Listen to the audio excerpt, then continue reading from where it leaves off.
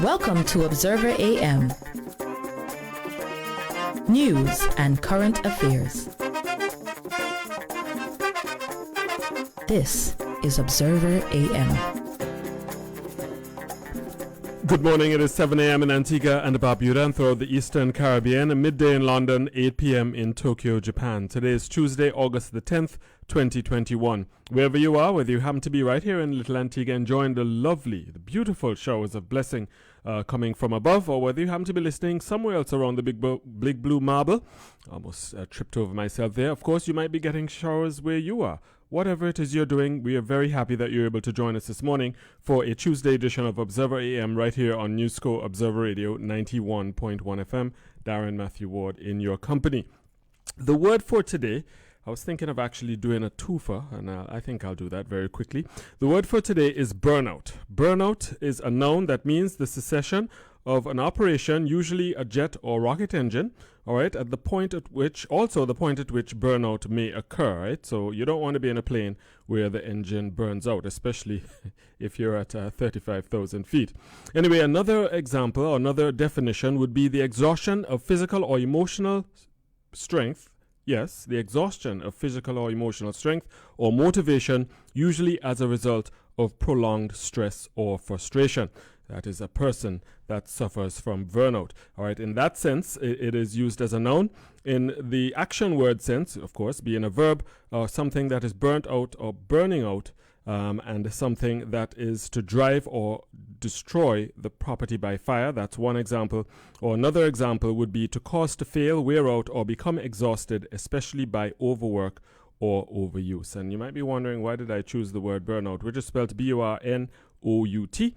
That is our word for today. Well, reason why I'm highlighting this particular word today for our word for today is because my heart and my prayers and my thoughts are with our healthcare workers, doctors, the nurses, and all the other healthcare workers at Mount St. John's Medical Center and the other health facilities around Antigua and Barbuda and around the region and certainly around the world who are suffering from burnout because of this pandemic. And so while we remain divided in many instances, vaccine, no vaccine, one party accusing the other of politicizing the pandemic and all the rest of it, while all that takes place, our healthcare workers are suffering from a lot of burnout. And that is something that we need to be concerned about, because if any one of us gets sick with COVID or any other illness that causes us to have to go to Mount St. John's Medical Center, you just never know how that burnout might impact the healthcare that you get. Not by deliberate choice on the part of the healthcare worker, but just the fact that they're human beings. So we need to bear that in mind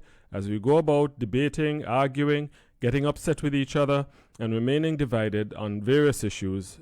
We need to bear that in mind. Our healthcare workers, our nurses, our doctors, our thoughts and our prayers go to them this morning. On Observer AM this morning, we're going to be joined by Malika Parker. She's the chairperson of the Democratic National Alliance, and she's certainly going to be speaking on the latest developments in Antigua and Barbuda, and that will be at about 7:15 this morning, just in a few minutes after we get our weather update from our friends at the Meteorological Office at the VC Bird International Airport. That conversation will take us right up to the second morning edition at 7:45 of the Big Stories, and then just after the top of the hour, I am going to share with you a voice clip of a healthcare worker in St. Lucia, where clearly she's suffering from burnout and very concerned, a very passionate plea for individuals to right-size themselves and bear in mind the impact that this pandemic is having on our healthcare workers. Some of you might have heard it already. It was circulating on WhatsApp, but I think it's important for me to share, and I'll introduce it at that particular point after we share a few messages with you.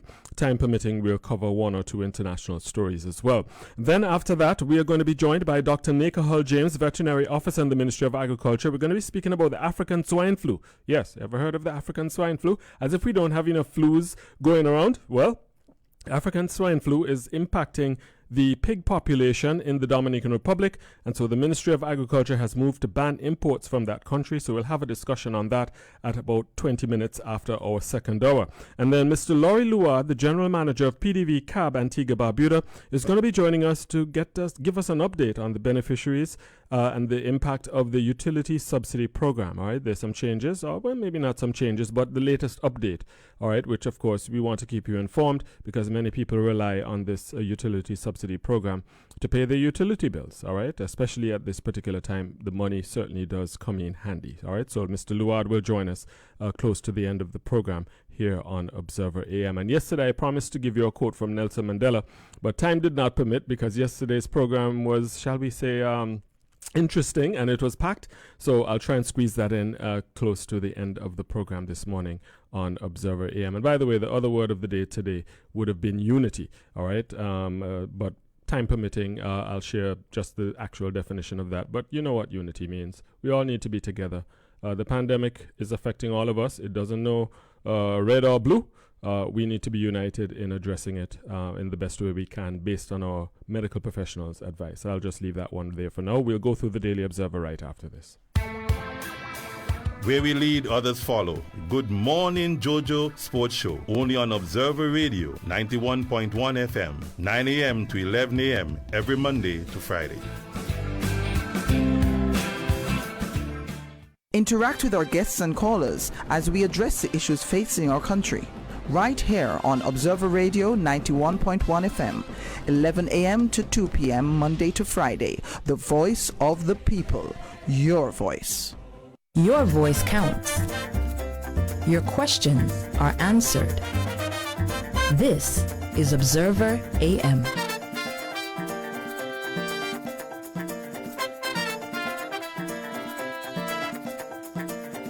6 minutes after 7 o'clock in Antigua, Barbuda. This is Observer AM. The headline in today's Daily Observer: tributes pour in for late former Prime Minister and national hero Sir Lester Bird. That's the headline story, as would come as no surprise, I suspect. That's on page 3 in today's Daily Observer. And this is a story under the pen of Teresa Goodwin, who just read the first morning edition of the big stories. Past and current regional leaders joined locals and residents from both sides of the political divide to pay tribute to the late Prime Minister and national hero Sir Lester Brian Bird, who died yesterday at the age of 83. They all described Sir Lester as a true son of the soil who played a tremendous role in the growth and development of the country and by extension the region. All right, you can read more of that piece in today's Daily Observer. You'll see an image of him being knighted at the, I believe this was at the Vivian Richards Cricket Stadium back in 2014, and the images of Lester Bird throughout the years, including his famous efforts on the track. I think he held a long jump record, the Pan American Games, I think it was. We should have a discussion on the life and times of Lester Bird during the course of this week. Obviously, it would be appropriate. So I'm sure we'll get the historians will correct me if I'm wrong on that particular one.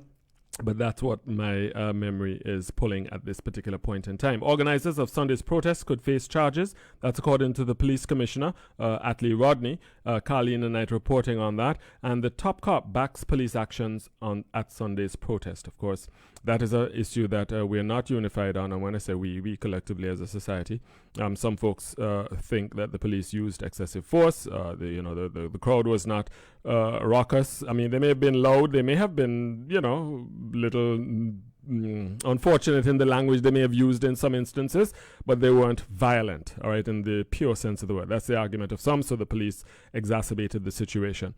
Others say, well, they shouldn't have been there in the first place. It was unlawful, and the police had a right to maintain law and order. So depending on which side of the, in some cases, political divide or legal divide, all of a sudden we have a lot...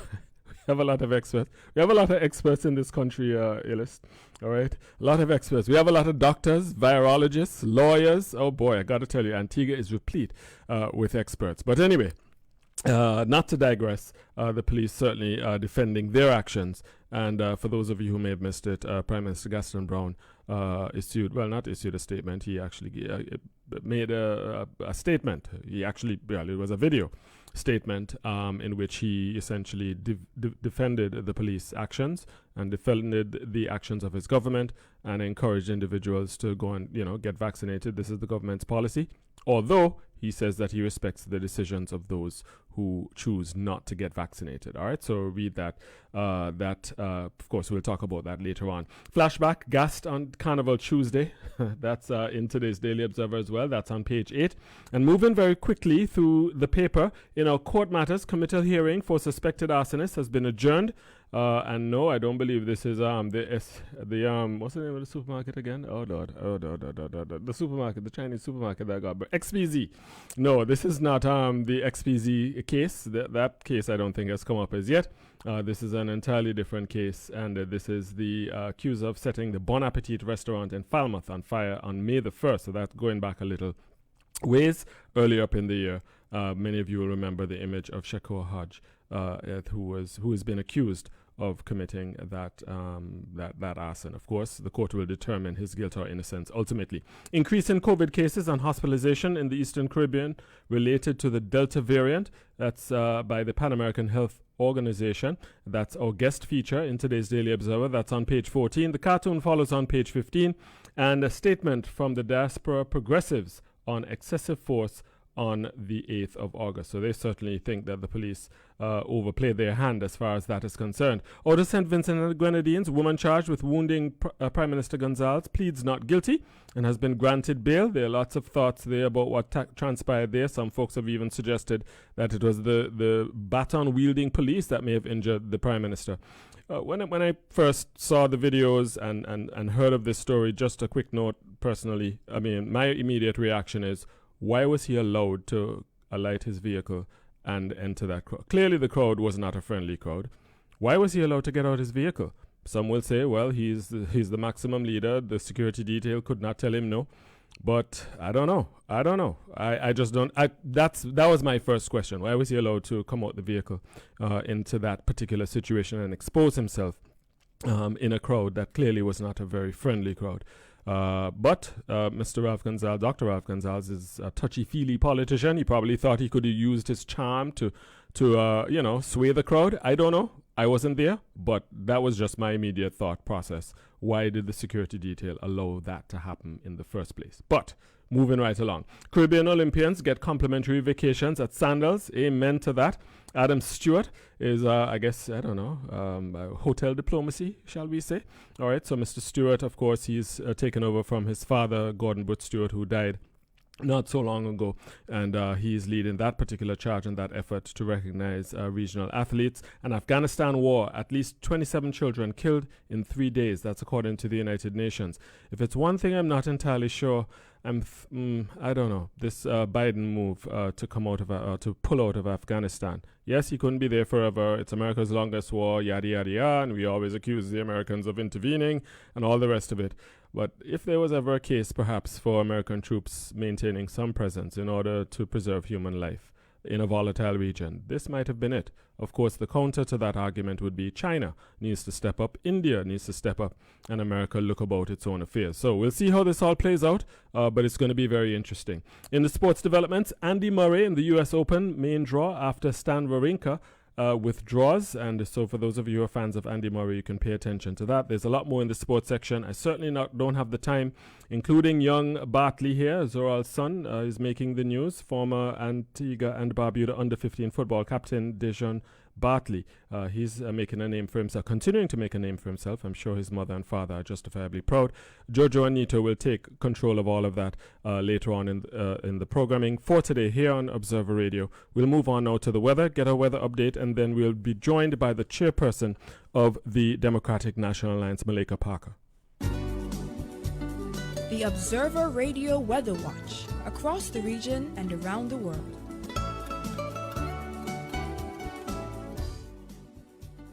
Here is a look at the local weather forecast for Antigua and Barbuda. This is valid until 8 a.m. tomorrow, Wednesday, 11th August, 2021. As potential tropical cyclone 6 continues to move across the area, showers, thunderstorms, and gusty winds are anticipated over and around the island during the next 24 hours. Possible rainfall totals for the period could range between 25.4 to 50.8 millimeters or 1 to 2 inches. So today we're looking at cloudy to overcast skies with showers and thunderstorms. Tonight, mostly cloudy skies with a 60% or moderate chance of showers and a slight chance of an isolated thunderstorm. The winds will come from the southeast at 22 to 35 kilometers per hour or 14 to 22 miles per hour, with gusts reaching as high as 52 kilometers per hour or 32 miles per hour over open waters during heavier showers as well as in elevated areas. Seas will range between 1.8 to 2.8 meters or 6 to 9 feet. A small craft warning remains in effect. Rainfall thus far for the month of August now stands at 16.7 millimeters or 0.66 of an inch. Today we expect a maximum temperature of 29 degrees Celsius or 84 degrees Fahrenheit, and our overnight low was 23 degrees Celsius or 73 degrees Fahrenheit. We also expect a low tonight of 23 degrees Celsius or 73 degrees Fahrenheit. The sun will set today at 6:35 p.m. and rise tomorrow at 5:49 a.m. This is the end of the local weather forecast. I am Bernard Simon for the Antigua and Barbuda Meteorological Services at the V.C. Bird International Airport.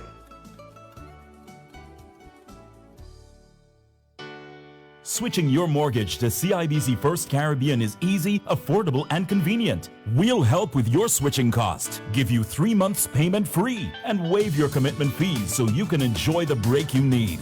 Plus, you'll get up to 95% financing and a pre-approved Visa Gold or Platinum credit card with 5,000 bonus reward points and more. Switch your home base to CIBC First Caribbean. Terms and conditions apply. Visit CIBCFCIB.com for more information.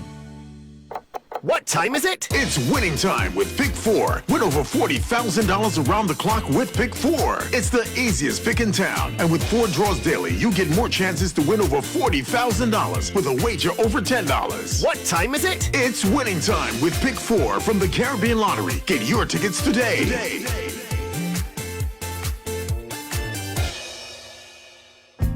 Bell Lab Services, a medical laboratory that offers a wide range of services.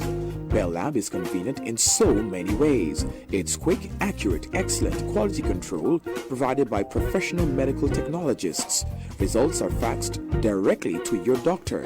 Open Mondays to Fridays, 7:30 a.m. to 4 p.m. and Saturdays, 8 a.m. to 12 noon. Bell Lab Services, Wood Center. Friendly, quick, and convenient in so many ways. Call 562-1391 for further information. There are varying views in the public about COVID-19 vaccines. If you are unsure, speak with your healthcare provider about the best option for you. Get the facts about COVID-19 vaccines that are available to you and get vaxxed. Protect your health and the health of your loved ones. Each vaccinated, all protected. This is a message from the Ministry of Health, Wellness and the Environment in collaboration with the Pan American Health Organization. This is Observer Radio.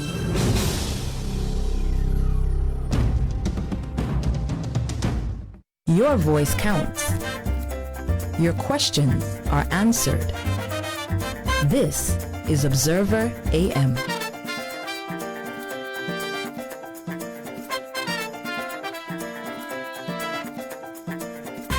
18 minutes after 7 o'clock in Antigua, Barbuda. This is Observer AM, and the Democratic National Alliance extended sincere condolences to the family, colleagues, friends, and nation on the passing of national hero and former Prime Minister Sir Lester Bryant Byrd, who died yesterday. Like other citizens and residents, we are shocked by the news, as previous reports indicated that he was recuperating well from a recent surgery. All right, and this is actually the opening portion of a statement released by the party of our next guest, who serves as chairperson of the Democratic National Alliance, Malika Parker. I just want to say good morning. Welcome to Observer AM, and I suspect we'll begin our discussion this morning there, the legacy of Sir Lester Byrd. Good morning, Malika Parker. Good morning, Darren. How are you doing? I'm great. It's been a while since we've connected. It has been a while. It has been a while, and but it's always a good dance, and I'm looking forward to the discussion. Always great linking up with you. Well, yes, as I mentioned as the introductory portion of this discussion, the passing of former Prime Minister Sir Lester Byrd, of course. Somewhat a controversial figure, certainly from a political standpoint. I'm sure there are areas with which you would find a lot of disagreement, but when one passes on, we think about their legacy, usually through a positive lens. What is your reflection on the life of Sir Lester Bryant Byrd? Well, you are correct, and I will just reiterate that the DNA joins with the nation and, of course, the region in recognizing the legacy of the Honorable Sir Lester Bird. Now, Lester Bird would have, what should I say? He would have characterized the greater part of my formidable years, right? And my foray into political discourse. Certainly when he sat as a minister of cabinet and then later became the prime minister of this country. And you are correct, obviously, as is all our politicians, that they leave a very polarizing legacy. But in this moment of reflection, I think that there is a lot that we can credit Sir Lester Bryant Bird with.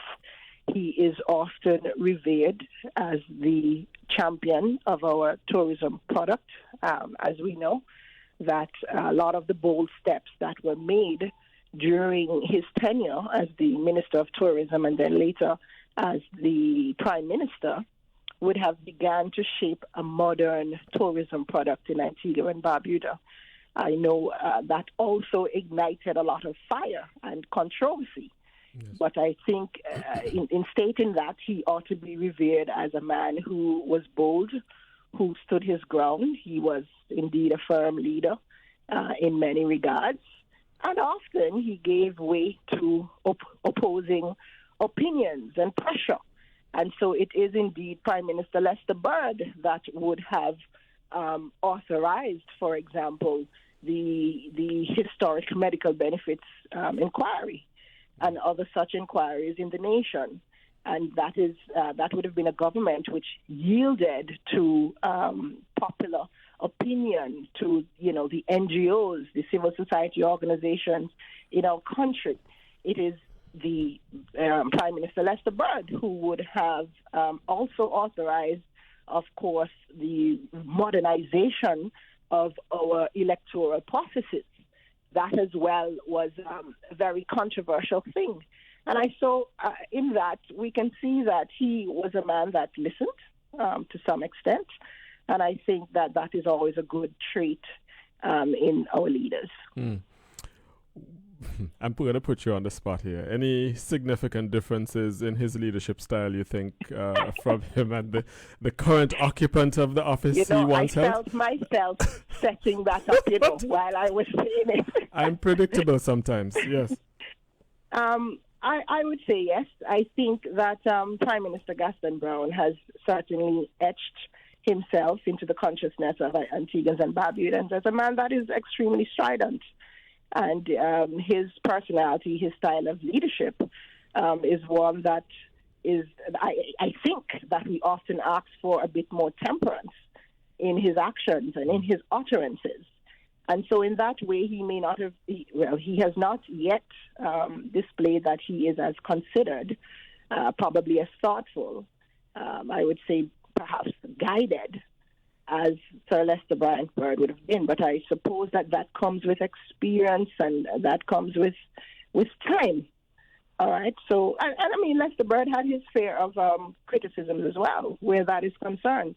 And we know that history always regards us differently, right? And so who knows how history will record the legacy of our dear Prime Minister Gaston Brown. All right. Well, speaking of said Prime Minister, in a statement that was released last night, of course, he would have given the statement himself on state TV. He indicated that he learned of the events on Sunday after they occurred. He went on to say that he could not remain away from home, and while on vacation, when the political troublemakers and known criminals are trying to subvert and undermine and destroy our country and the interest of our people by misleading innocent people. The events on Sunday, the Prime Minister characterized, in which the protesters deliberately violated the laws of the land applicable to all citizens and defied the instructions of law enforcement who were seeking to protect the welfare of the population, was politically organized. So he's coming down the line. That is, his chief of staff came down yesterday on this program where he said that this was a politically organized event and this is pure politics. Your response, chairperson of the DNA? Yeah, I find that to be extremely unfortunate. I listened to the Prime Minister's presentation and that of my friend Max Hurt yesterday with much consternation. I think the Prime Minister once again would have squandered an opportunity to lead with compassion this country. I did not know of whom the Prime Minister was speaking last night. He spoke with, I think, a level of contempt, disgust, and bordering on animus towards the people of this country. Those people, peaceful protesters that were there on Sunday. And I think that the extenuous efforts being made to brand and label this protest as opposition-led, opposition-engineered, that it was an opposition stabilization activity, I find, it leaves a lot to be desired. And all that does is just further destroys the trust and confidence that the people ought to have in the leaders of this country. Because all of us watched on, I believe, over the last month or so, as this grassroots movement gained some traction. We as a party ourselves would have made the conscious decision to stay out of that movement, right? Because we saw it as a level of civil activism that ought to be applauded, quite frankly, whether or not we agree with the various reasons for which people were standing. We accepted that in a budding and mature democracy, that it was their right to do so. And so always in a democracy, you support those types of principles. I think the Prime Minister could have made his point, his disapproval for the way things happened in a different fashion. And he chose not to. Let me ask you this. He called the protesters known criminals, political destabilizers, criminals, losers, loafers, charlatans. Why? Well, you just mentioned that the DNA took the decision, strategic perhaps, of not, being part and parcel of this particular movement, the Antigua Freedom Fighters. But that, many will say, is not the case with the other opposition party, because there are other opposition personalities that were present at the event on Sunday. And the chief of staff in the office of the said prime minister made hay of that. He said, look, this is a UPP thing. Look at all the folks on the UP. Well, he went on to say that is a lot of UPP. I mean, he went on to say something that I don't know if he could prove. But his point was he's tying the opposition to the protesters and trying to make it political. Is that part of the reason why the DNA opted not to be part and parcel of this, to not give the government an opportunity to brand it as being a partisan thing? Well, we know that the government usually and predictably and quite unfortunately reaches for those types of low-hanging fruit and political tactics, while, of course, asking that politics be removed from this whole COVID-19 issue. So the DNA has not done an audit of how many of our members attended the march, for example. As the leadership of the organization, we took that decision. Now, I can't speak for the United Progressive Party, obviously, right. And so I don't know what their deliberations looked like, and whether persons representing their organization at a leadership level went out there as a group or individually, and so on. We certainly did not restrict the movement of people, but we discussed this matter, and I think we were very conscientious in the way that we discussed it. And like I said, we were comfortable that the people had this, and we applauded that effort as the type of grassroots movement that we do not often see in our society. And so it was coming from a very emotional, psychological place where the people felt that they had been placed under a lot of psychological pressure and strain, that at this juncture the government was using a very closed shop approach to how they were making policy around COVID-19. And of course, the threat to their livelihood, I think, all culminated on Sunday. And I think that ought to be a grassroots movement.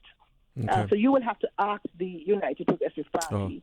I certainly have every intention to when the opportunity presents itself. But I tell you what, let's pause for a cause. We have some messages to share from our various partners. We'll be back with the chairperson of the Democratic National Alliance right after this. Turn the keys to your own home with CIBC First Caribbean. We'll give you time to relax when you move in by waiving your first 3 monthly mortgage payments and commitment fees. Get up to 95% financing on your mortgage and a pre-approved Visa Gold or Platinum credit card with 5,000 bonus reward points and more. Visit CIBCFCIB.com/realtors-hub to connect with a realtor to make the home search easier. Finance your new home base with CIBC First Caribbean. Terms and conditions apply. Visit CIBCFCIB.com for details. Win a Samsung tablet from the Caribbean Lottery. Spend $25 on a lottery game and or top up through a Caribbean Lottery terminal for your chance to enter into this promotion. Weekly consolation prizes of back-to-school vouchers. Promotions available at selected retailers and at the Caribbean Lottery main office and Upper High Street, St. John's. This is Observer Radio.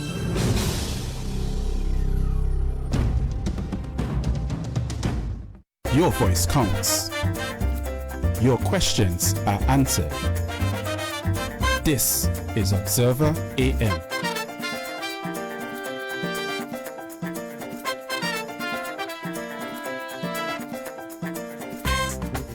It is now 7:31 in Antigua and Barbuda. We are continuing our discussion with the chairperson of the Democratic National Alliance, Malika Parker. Ms. Parker, as it relates to the Prime Minister's position that this march was illegal. I mean, the police also asserted that in their press conference yesterday.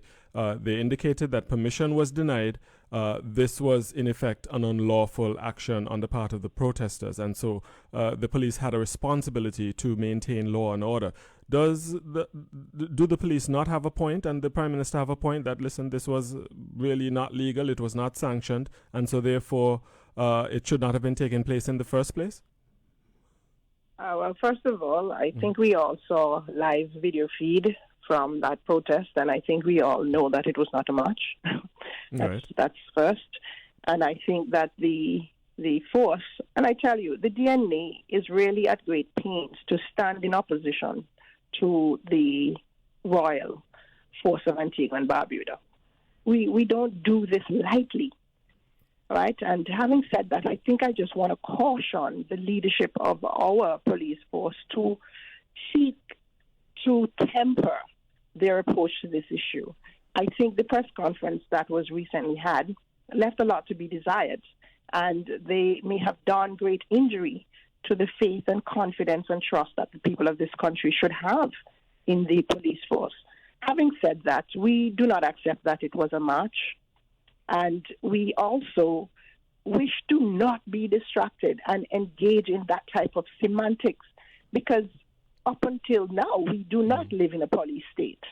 And we have always heralded our democracy.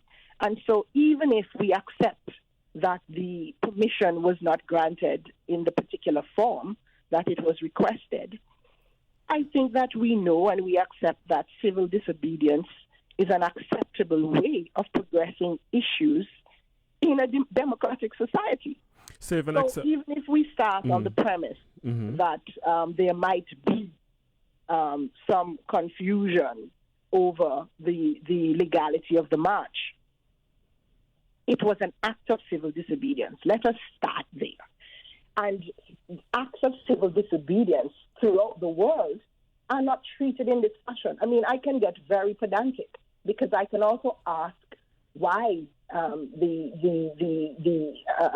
request was not granted.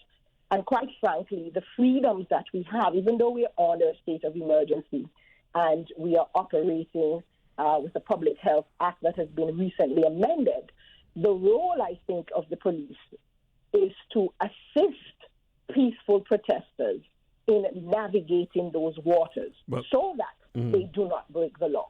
Not to create a situation where almost I felt that people were cajoled and almost set up. I mean, I say that because the protesters were allowed to gather for well over an hour. I saw live feeds, Darian, where the crowd was steadily building. Right. And only until there were maybe hundreds of people there that this action was taken. I am saying that if the interest was to maintain whatever law and order that language, I don't understand. I think that needs to be explained. If there was this interest to do that, then why not do that at the beginning of the march to have that engagement with the people that were gathering and ask them to disperse in another fashion before using that type of brutal force upon a building crowd of families, young, old, and in between. Okay. The Prime Minister's assertion, which is not entirely incorrect, has to do primarily, at least in part, with the COVID-19 protocols that have existed for quite some time. And that is that no unauthorized gatherings larger than 25 persons are permitted. And in the case of the protest on Sunday, that clearly was not the case. In addition to that, the individuals who are not wearing masks, they were not socially distanced, and there is the concern of a potential spread, a big spreader event as far as COVID-19 is concerned. So that too would have been a factor in the decision to ensure that the protocols were being adhered to. How would you respond to that? How else would the police have enforced that, considering they say that they indicated to the crowd that they need to disperse and they did not disperse? Mm-hmm. All right, so there are a number of things that you raised there. First of all, I don't know. I don't know that the concern was the COVID protocols, because that is the point that I am making. Okay. I understand that the request was made for the protest almost 2 weeks before the activity. That is my information as well. That is the point of engagement, okay, where you are able to direct whoever the organizers are on the safest way to display their action. That is what I am saying. Now, let me make it clear that as a political organization, we believe that any protest activity should comply with the public health directions that are in place at any given time. And we are also asking, why did the police department fail in ensuring that those protocols were indeed put in place to accommodate a people-led protest within a democracy? So while we are in a state of emergency and COVID-19 is real, and none of us want or wish a super spreader, and I think it is for that reason that these early interventions and positive engagements need to happen, right? Because the public health interest and the human rights and other constitutional rights of the population has to be balanced. There is a balance that needs to take place.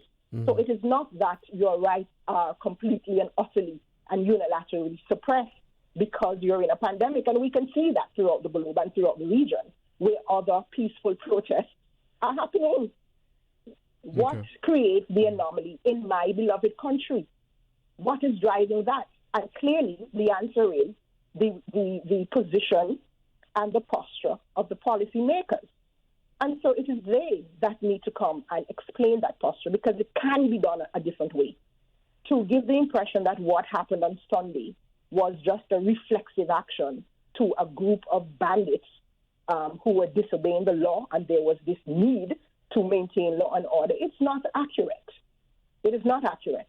And we are not yet living in a police state, and I trust that we will not get there. But I am also saying that even if the protesters made a conscious effort to engage in an act of civil disobedience, we have long heralded that value of civil disobedience as a progressive step in a progressive democracy. And so there was no threat to life and limb. That civil disobedience, that act was carried out in a peaceful way if they felt that the crowds were, too bundled up in one way or the other, where they needed to have safe distances between themselves, then that could have been engineered. That could have been accommodated. Okay. Right? There was no act of criminal activity where there was a threat to other individuals and to property. That did not happen, Darren, at all. Well, what we saw was a peaceful picket, right, of persons shouting their various positions on this extremely complex. You know the counter to that argument. There could have been individuals at that protest who had COVID or have COVID-19, maybe asymptomatic, and be spreading it, because a lot of those individuals and protesters were not wearing masks, and it could have been a super spreader event, as you just mentioned. That could be the counter, and there is where the public harm could come. I'm just saying that I'm pretty sure you're going to hear that counter argument. I agree with you. Okay. I can make that argument myself. In fact, I am making that argument. Right. That's because there is this movement by people to have this public show that we ought to organize that properly. Understood. So that it is not a threat to them and to the rest of us. But I will not accept that type of brutal and oppressive crackdown on a section of the people of this country was warranted. And I also just want to state that I think that it is the culmination of the type of loose language that we have heard being used against unvaccinated persons in this country. There has been a level of spiteful and malevolency in talking about persons who are contrary, I want to press who are vaccine hesitant. I want to press you on that. When you build up that type of animus in a society, and you give the impression that it is us against them, and they are a threat, and they are the cause, of you not making money, of people dying in the hospitals, then what do we expect? Your point is made. We're almost out of time, believe it or not. I do want to press you on that. What do you think the government needs to do to address this issue of vaccine hesitancy? There's some people who are never going to take the vaccine. My Rastafarian brothers and sisters, they're not going to take it for religious reasons, enough respect to them. There are others who are just anti-vaxxers, but there are those who remain. Yeah, well, the Rastafarians, enough respect to them in the sense that I respect their position. That's their position. That's their position. We live in a democracy. But my question to you is, what do you think the government needs to do to address the vaccine hesitant? Those who are just fearful that this vaccine may not be safe, they may have side effects that they may never see the back of, etc., etc. There's an issue of hesitancy. Where do you think the government needs to change its approach, is my question to you. Yes, we have said a number of things on this issue. Number one, it is clear that the government does not have an effective communication strategy. In fact, I do not know that there is a communication strategy at all. And so immediately one needs to be devised. And that communication strategy has to be multivariate and multi-leveled. It has to have a community effort in terms of the message percolating to various segments of the communities, not just on a national level, because I think that is where the discussions have been happening. Okay. That's one. Then we have spoken about the fact that needs to be sustained and it needs to be three-dimensional. And so it needs to also be engaging so that people have the opportunity to speak directly to the policymakers or to the management, the COVID management team, or whatever type of institutional framework that will eventually be put in. Because to this day, that has not been done. So we have also asked for there to be a quasi management COVID team that is not filled with our politicians and certainly not led by the Minister of Health. We have asked for that. And it's not a case of just putting a group of people together and having a press conference once in a while when there's a COVID spike. But those engagements must be sustained. We have asked for the discussions around COVID to be extremely data-driven and scientific in the way that it is done. Additionally, one of the very first things that the government can do is to begin to respectfully engage the various interest groups and stakeholders. We know that the unions have been knocking on the door of the cabinet for quite some time, and that door needs to be opened respectfully, and those engagements need to be had respectfully. Meanwhile, coming out of a press conference by the trade union, the government went and unilaterally gazetted the latest updates to the Public Health Act. And these things do injury to the process, right? To build a level of, to consolidate that nationalism that needs to be built around the COVID issue. All right. That is not being done. I cannot have a dance with you on radio and not ask a political question. And my only political questions to you, because our time is fast spent, is: are you going to be a candidate for the Democratic National Alliance in the next general elections? And if so, which constituency? Wow, Darren, you are such a forthright man. I am. I am. Well, sometimes. All things are being considered. When time is of essence, I have to be direct. Let me say, that is a great possibility. Mm-hmm. Okay. And I will leave it there. Okay, it's a great possibility, and It's a great possibility. We have stated publicly that the DNA has its own internal process of candidate selection. Okay. And so I will not be so bold-faced as to make that declaration. Okay. I will subject myself to the process, and the public will know in due time. All right, you're being a team player, even though you're the chairperson of the party. Excellent response. Thank you very much, Malika Parker. Always great. Thank you, Darren. All Have right, a great day. all the best to you. Yes. It's now time for the second morning edition of the Big Stories right here on News Corps Observer Radio.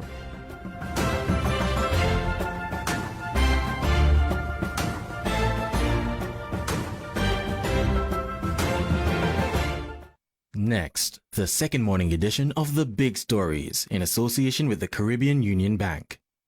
Hi, I'm Karen, General Manager of Caribbean Union Bank. As your homegrown bank, we want you to own your future. And that is why CUB is excited to present Everything is Home, our loan and deposit initiative. Whether it's to build or buy a new home, renovate, invest in land, or boost your saving towards these goals, count on us to give you the right information to make the right choice. Come to CUB, where everything is home. Call us today at 481-8285.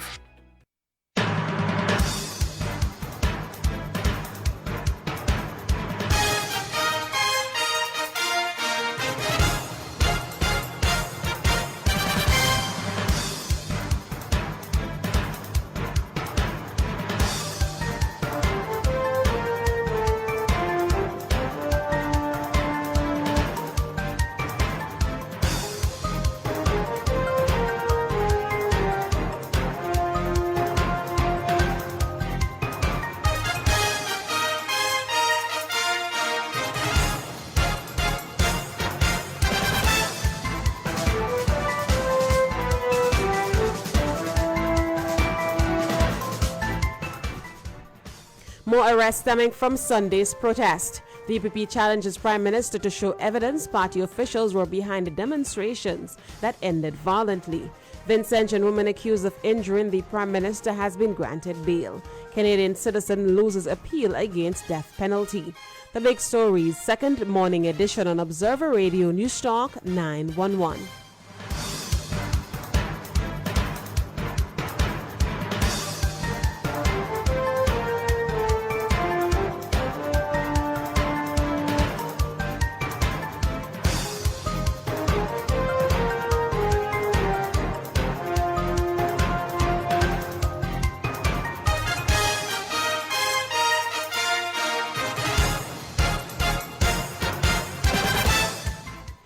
Thank you for joining us. I'm your presenter, Theresa Goodwin.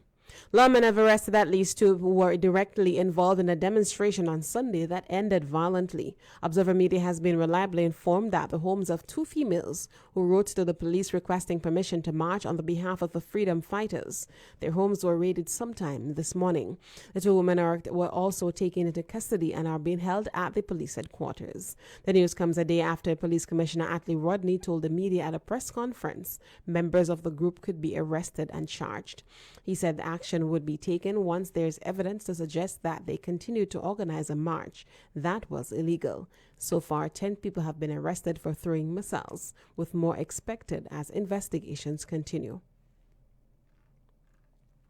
In other news, the country's main opposition party has issued a lengthy response to a national address given by the Prime Minister as it relates to Sunday's protests. The party has accused Brown of, quote, hiding behind unsubstantiated rhetoric, end quote. The party said in a statement that the Attorney General, the Police Commissioner, and the riot squad of the police force have all come in for condemnation, criticism, and rejection by nationals and residents on the island, members of the diaspora, and Caribbean neighbors, since defenseless children, women, and men were tear-gassed and rubber bulleted. The party said in a shocking contrast to the peaceful demonstrations that have taken place across the region and further abroad, the world had seen firsthand through live recordings the brutality that was meted out to locals by those who were sworn to protect and serve with the blessing of the current administration. According to the statement, to cover their shame, the Prime Minister has resorted to, quote, naked lies, end quote, trying to link the incident to some conspiracy between the United Progressive Party, the freedom fighters of Antigua and Barbuda, and unnamed named criminals. The party has challenged the Prime Minister and the Attorney General to not only produce evidence that the police reacted to provocation by the protesters, but to show any collaboration between the freedom fighters and the party, and to name the criminals that were accused of instigating unrest. The response from the party follows a national address last night in which the Prime Minister pointed to political operatives, accusing them of organizing what officials have termed an illegal demonstration in the nation's capital. Several residents took to the streets on Sunday to demonstrate their frustration with the current state of emergency, the government's vaccination policy, among other issues. The protest ended in a standoff between the police and residents after lawmen resorted to using tear gas to disperse the crowd. The Prime Minister told the nation last night that the action was motivated by political rivals.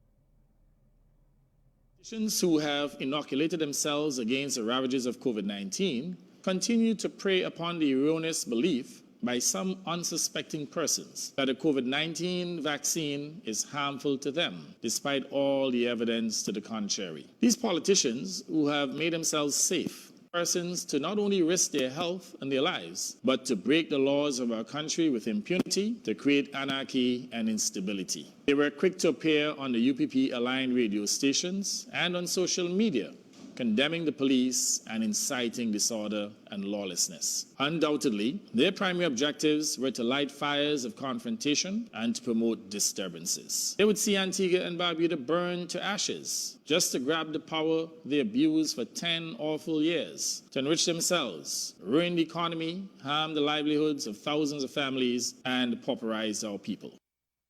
Under Brown, the organizers of Sunday's events wanted no peaceful protests, labeling it a premeditated plan to create chaos and confusion. He also singled out the United Progressive Party and its members, whom he claims are preying on the concerns of the vulnerable. The Prime Minister also addressed the actions of the police, saying while government officials did not give an order for the use of tear gas, it was warranted due to what was happening on the ground. A reasonable person could expect the police, faced with aggressive protesters, openly violating the laws and putting the community at risk, not to exercise the judgment for which they are trained in certain perilous situations.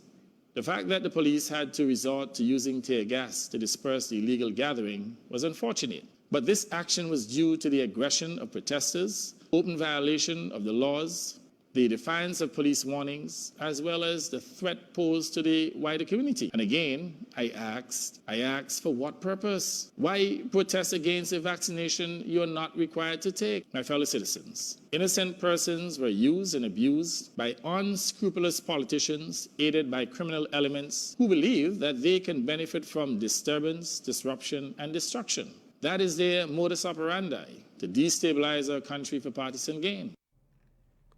In other news, the head of the Antigua and Barbuda Council of Church Leaders, Charles Brown, has added his voice to those expressing concerns about Sunday's protest. Brown says the government needs to take measures to ensure there is no recurrence of Sunday's stormy scenes. And I am calling on the authorities to do everything possible, use every measure to ensure that this kind of thing does not continue. I know we're under a state of emergency, and it begs the question, relative to why we're really under this state of emergency, knowing all the dynamics of a state of emergency that, hey, the police speaks, the police say stop, and you got to stop, or they will do anything they have to do. But this is not Antigua. What happened this afternoon, it was 1968 or somewhere there. It is a replica of that, and it wasn't good. And maybe it is even worse based on the nature of what this is and the innocent bystanders and other innocent people, including children, who have been affected. I'm calling upon the authorities, I'm calling on the government to do everything necessary right now to make sure that there is redress to this matter. If they do not do that now, nobody is going to really be able to stand the fullness of the outcome to come. God help. Head of the Council of Church Leaders, Charles Brown. And finally, in the local segment, public transportation operators and those renewing public service vehicle permits are the latest to be targeted as the government seeks to enforce its vaccination policy. Observer's Alicia George has that story. A memo from the Antigua and Barbuda Transport Board said taxi and bus drivers will now have to show proof or evidence of vaccination before renewing their licenses or using other services at the Transport Board. The same rule applies to people who want to renew their public service vehicle permits. The memo, signed by the General Manager Hubert Jarvis, said the new policy was in keeping with a recent cabinet decision as it relates to the COVID-19 pandemic. When contacted for comment, Jarvis told our newsroom he was in a meeting but was prepared to address the matter on Tuesday. President of the St. John Taxi Association, Patrick Burnett, also confirmed that he was invited to a meeting to discuss the issue on Thursday. This is the second time in recent days that a group of people have been refused service because of the vaccination policy. Last Thursday, the government announced that gym owners should not allow unvaccinated members into their establishments. Bars and nightclub operators are also expected to follow the same stipulation. Alicia George for Observer Radio, News Talk 911. You're listening to the second morning edition of The Big Stories in association with the Caribbean Union Bank. Times are changing and Caribbean Union Bank is right here with you. It's your time to build or renovate your house, invest in land, and boost your savings. With CUB, everything is home. Low interest rates, 30 years to repay, plus up to 15% off building supplies and closing fees. Check out the great rates on our deposits. The possibilities are endless. At CUB, everything is home. Call us today at 481-8285. Terms and conditions apply.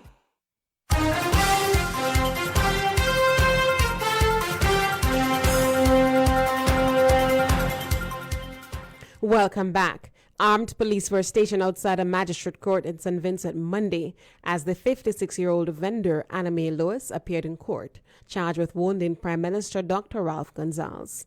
Cops outnumbered the crowd as Lewis arrived in an unmarked police vehicle before being escorted into the building. A police superintendent told the Caribbean Media Corporation that the police presence was to ensure law and order during the court proceedings. When the matter was called before the senior magistrate, Ricky Burnett, the accused pleaded not guilty to the charge that on 5th August at Kingstown, she unlawfully, maliciously wounded Gonsalves. Her attorneys requested bail, telling the court that the prosecution had no objections to the person who served as surety. The magistrate set bail at $3,000 EC with one surety and adjourned the matter to September 15th. A Canadian citizen has lost his appeal against a death sentence in China for drug smuggling. The court said it upheld Robert Lord Schellingberg's sentence because evidence against him was sufficient. Schellingberg was initially sentenced to 15 years in jail, but in 2009, an appeal court said that it was too lenient, leading to a retrial and a death sentence. The verdict comes as regulations or relations between Canada and China remain fraught. The Canadian Embassy to China, Ambassador to China Dominic Barton, condemned the Chinese court's ruling, saying it was no coincidence that the verdict was released while an extradition battle involving a senior Hawaiian executive was ongoing in Canada. With that, we have come to the end of the second morning edition of The Big Stories. Before we go, a recap of the major headlines.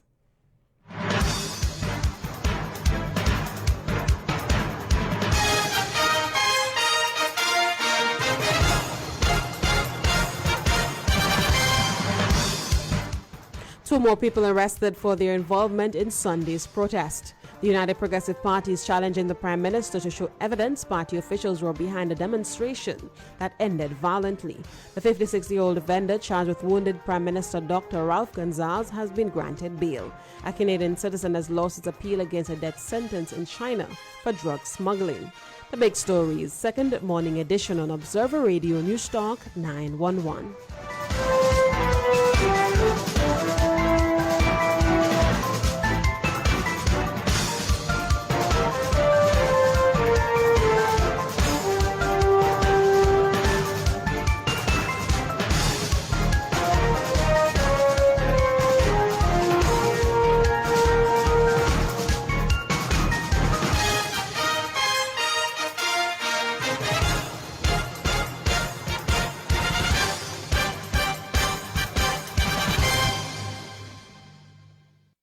You were listening to the second morning edition of The Big Stories in association with the Caribbean Union Bank. CUB Cares. Bank on us.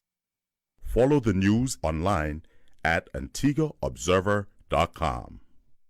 Times are changing, and Caribbean Union Bank is right here with you. It's your time to build or renovate your house, invest in land, and boost your savings. With CUB, everything is home. Low interest rates, 30 years to repay, plus up to 15% off building supplies and closing fees.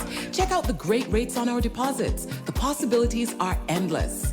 At CUB, everything is home. Call us today at 481-8285. Terms and conditions apply.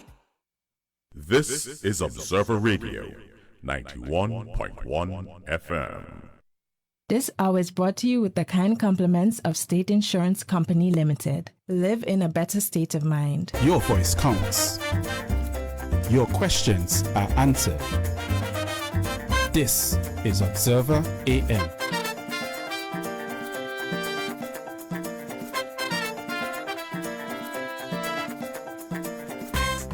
It is now 8 o'clock in Antigua and Barbuda. This is Observer AM. Darren Matthew Ward in your company, and we are going to go to a regional international story in just a moment, where we're going to share with you comments made by Dr. Tanya Deshang Bobron. I hope I have that pronunciation right, but she's a doctor in St. Lucia, and basically she's speaking from the heart, and I think it's important that we all hear what she has to say. So I'll share that in a moment. But before we do that, and of course before we're joined by Senior Sergeant McBurney with this morning's installment of Traffic Watch, in an effort to provide reliable service, the APO Electricity Business Unit would like to notify its customers that electrical service will be interrupted to carry out maintenance work today, Tuesday, the 10th of August, 2021. From 8:30 a.m. to 9:45 a.m., a section of Nutgrove near the Adventist Church, you will be out of power for a relatively short period, 8:30 to 9:45. Then from 8:30 to 11:30, the affected area in this instance will be the lower section of Old Parham Road and a section of Gambles north of the Christ the King High School. All right, that's 8:30 to 11:30. Then from 9:45 to 11 o'clock, a section of Nutgrove south of the Adventist Church. Okay, a section of Nutgrove south of the Adventist Church. Right, from 9:45 to 11 a.m. And then from 10:45 to midday, the affected area will be a section of Cashew Hill south of Gloria's Supermarket. Okay, I hope you got all that. Yeah, I hope you got all that. So Nutgrove, you seem as though you're getting touched twice. In one instance, near the Adventist Church from 8:30 to 9:45. And then a section of Nutgrove as well, south of the said Adventist Church at 9:45 to 11 o'clock. Okay, so please bear all of that in mind. APA, yes, once again, sincerely apologizes for the inconvenience caused by these outages and will make every effort to restore service to the affected areas in the shortest possible time. And while we're on APA, the APA Mobile Payment Center is on the move today, Tuesday, the 10th of August, 2021, to the Caribbean Cinemas Complex on Friesel Road from 9 a.m. to 1 p.m. Services include the payment of all utilities and the purchase of iNet products and services. Outside looks like I should be elsewhere, not in a studio, talking to myself seemingly. Anyway, 2 minutes after 8 o'clock. We'll pause for a few messages, and when we come back, I'll share that audio clip with the doctor out of St. Lucia, her thoughts about the way people are behaving with this COVID crisis. COVID, social distancing, mask, new norms, protocols. Yeah, I know. Sounds like a lot, right? In this climate, life could get even more stressful by facing the hurricane season without adequate insurance coverage. At State Insurance Company Limited, we care. We want you to live in a better state of mind. Get coverage with a homeowner's insurance policy. It's one less thing for you to worry about. Call us at 481-7800 or satellite branch at 481-7880. State Insurance Company Limited. Live in a better state of mind. It's time to scratch your ticket. Scratch and you could win it. Plenty lottery games to win. Scratch. How you could win something? So run and get your ticket. Scratch. Scratch and you could win it. Over 120,000 in cash. Scratch. Caribbean lottery. Scratch. So run and get your ticket. Scratch. Scratch and you could win it. Over 120,000 in cash. Scratch. Caribbean lottery. Scratch. It's time to scratch your ticket. Scratch and you could win it. It's time to scratch your ticket. Have you heard of the Eastern Caribbean Amalgamated Bank's new contactless chip and PIN cards? What's a contactless chip and PIN card? That's the card that uses up-to-date technology to keep your information safe while allowing you to shop without having to swipe your card or sign a receipt. Simply complete your transaction by tapping your card on the card reader or entering your PIN in the keypad. ECAB is really making sure their customers can shop with ease and peace of mind. Yes, and ECAB's credit cards also give you reward points that you can use for airline, travel, accommodations, and more. Wow, ECAB's contactless chip and PIN card sounds like exactly what I need. Well, I've already gotten mine. What are you waiting for? The Eastern Caribbean Amalgamated Bank. Our future, our bank.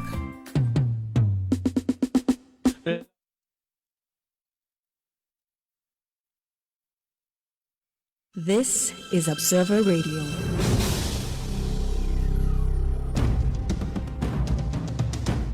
Your voice counts. Your questions are answered.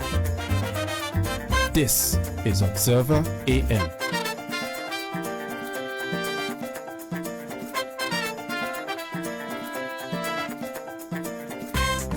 It is now 5 minutes after 8 o'clock in Antigua Barbuda. This is Observer AM. We are now going to listen to that audio clip that I referenced in the opening portions of this second hour. The name of the physician is Dr. Tanya Bourbon, and as I mentioned, she is hailing from the island of St. Lucia, just an hour's flight away. Well, depending on the aircraft you choose. But yes, just down the road. I think what she has to say is important and should resonate with all of us.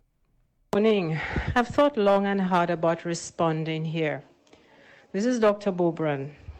And honestly, today I'm at my wit's end because I'm tired, as are many of us. And when we start to politicize a public health issue, and this is not red, yellow, whoever is in power, whoever is not. This is about every single one of us being exposed to a virus. The virus that has absolutely no discretion from whoever you support or whatever you do or wherever you live. We are all at risk of this virus. My colleagues and I are petrified of what may come for us because Delta is already in Martinique, in St. Vincent, and in Barbados. More than likely it is here, we just haven't confirmed it. So instead of us pointing fingers at them, let's understand that them is us, and every single one of us will be touched by this at some point, vaccinated or not. So until we stop the division, we will not get anywhere. And yes, I'm pissed like mad right now, because just today I had to test 4 people and all were positive. Okay? So we are busting our butts off in the healthcare field.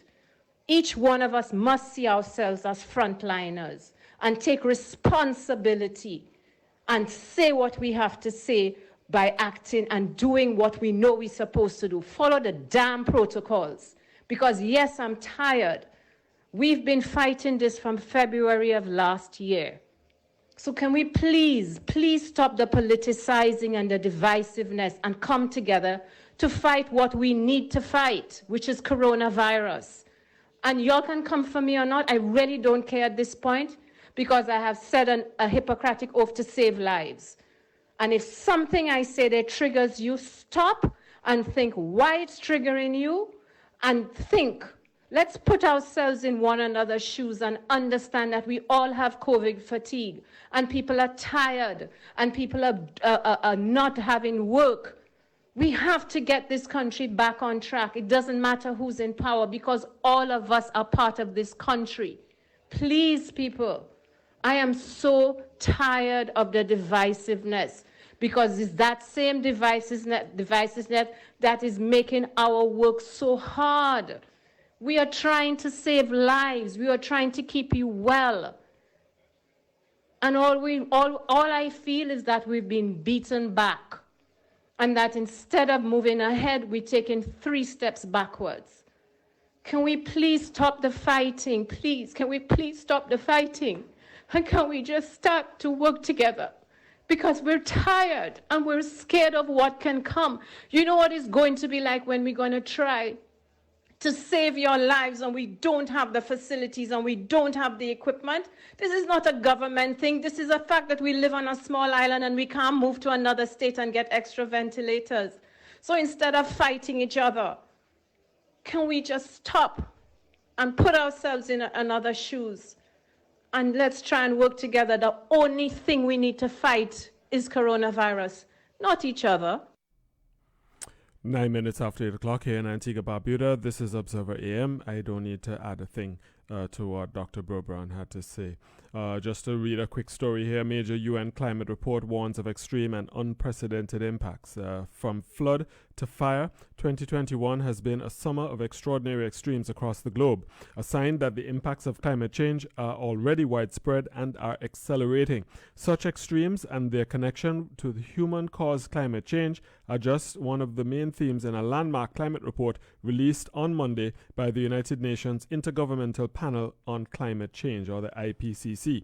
More than 230 leading scientists from countries around the world, and it's part of the IPCC's sixth assessment report, the most significant climate report published in years by the international science community. The report is a synthesis of work from over 14,000 research citations. It is, in effect, a climate science encyclopedia, a summary of the latest scientific consensus on climate change and what the future portends through the use of sophisticated climate models and knowledge of past conditions. It is an update on how the Earth's climate and our understanding of it has changed since the last such report in 2013. And I'm just going to quote in part here. It is unequivocal that human influence has warmed the atmosphere, ocean and land, the report states. Many of the changes inflicted on the planet, especially our oceans, will be irreversible for centuries to millennia, and continued warming will lead to an acceleration of extreme events unprecedented on the observational record. I don't know if many of you have been paying attention to we've had enough excitement here in Antigua and Barbuda to take our attention away from the international news. But certainly the fires in Greece, the fires in California, fires in Turkey, and these are fires that have actually caused, certainly in the Greek islands, I can't remember the name at the moment, but there's a Greek island where everybody on that island had to evacuate that island because of the fire. Can you imagine having to leave Antigua because Antigua is on fire? Yeah, that's what happens. So they're leaving their lives behind. Absolutely shocking stuff. Certainly something that I have not seen in my years on God's good earth to this extent. Anyway, 11 minutes after 8 o'clock here in Antigua and Barbuda, I do believe we have Senior Sergeant McBurney joining us on the line. Good morning, Senior Sergeant. Well, good morning to you, Mr. Matthew Ward, and of course, good morning to our listeners here in Antigua and Barbuda. Those of you who stayed at home, are you presently at home trying to leave but not committed by the weather that we're having? And those of you who are already at work, I want to say very special good morning to you. I'm traveling here on the Fright Hill Road, having traveled the Sir George Walter, the Old Palm Road, and I can tell you this morning it is pretty wet outside, Mr. Matthew Ward. I agree. I totally agree with you what you said earlier about where it should be. Yes. Not here, that's for sure. Conditions, I tell you, conditions out here, it's totally for persons to be elsewhere. I'm not going to say anything. I'm not going to suggest anything. But I can tell you, I almost thought we had a cane. I'm not even going to say the whole word. Yes. We had the cane. But, it is really, how you think?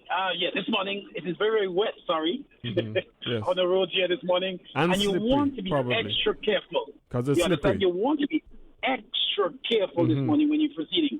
Now, as I came across the Old Farm Road and the Sir George Walter Highway, it was a bit misty, and so you can barely see what was happening, and some persons were, putting on their headlamps and that sort of thing, and that makes it easier for other motorists to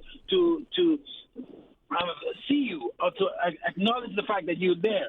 And so you want to exercise all caution, whatever, all the measures that you can exercise that will make you visible on the roadways. You want to use those. And, of course, you want to reduce your speed because this kind of condition, it does not work very well with the road materials. And so you want to be careful this morning as you make your way through Antigua and Barbuda. Again, to our pedestrians, I hope you're not standing on the side of the road. And I know that drivers are not intentionally going to splash you, but it may just happen when persons are traveling behind another vehicle. Sometimes it makes it difficult for them to see where a hole is located, and so they might just accidentally drop in that, and water may splash on you. So you want to make sure that you're standing in an area where there is little or no water, which is impossible this morning because of the amount of rain that we've been having. And so we continue to encourage you to be safe, continue to drive with your eyes peeled on the roadways, and take it easy. Continue to take care. Remember, if you drive it, do control it.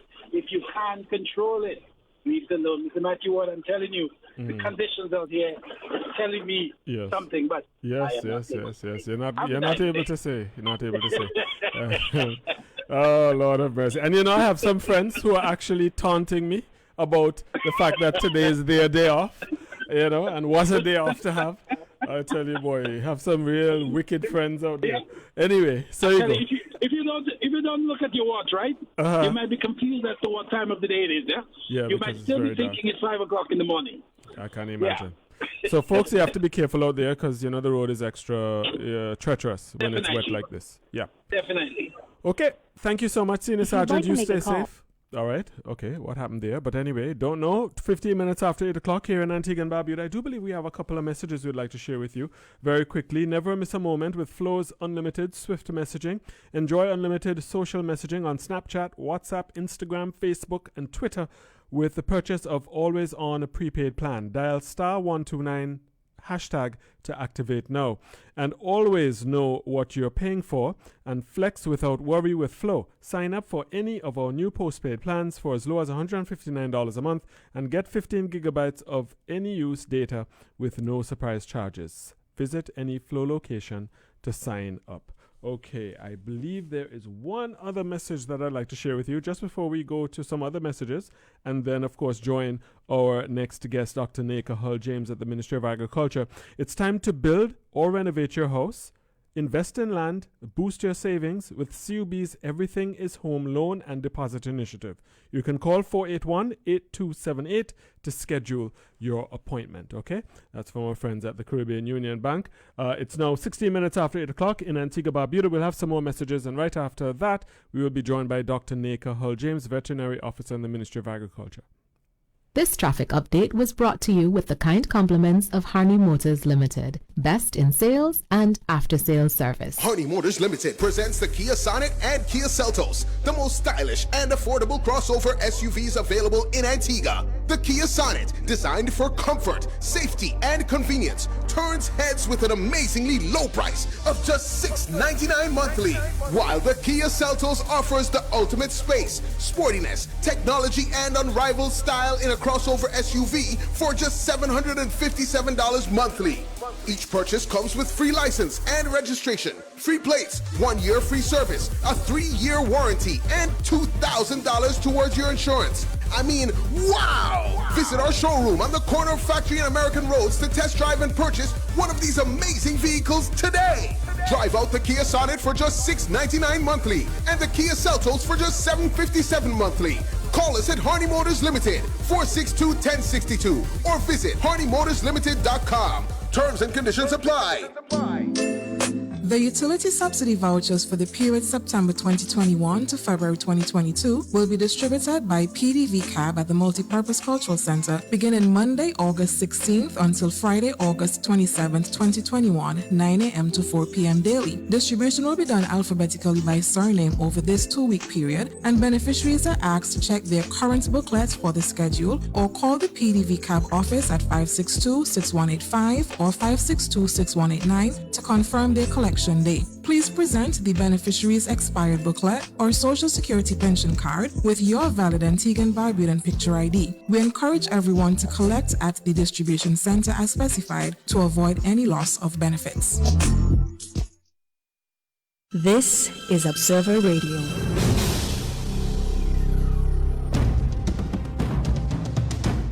Your voice counts. Your questions are answered. This is Observer AM.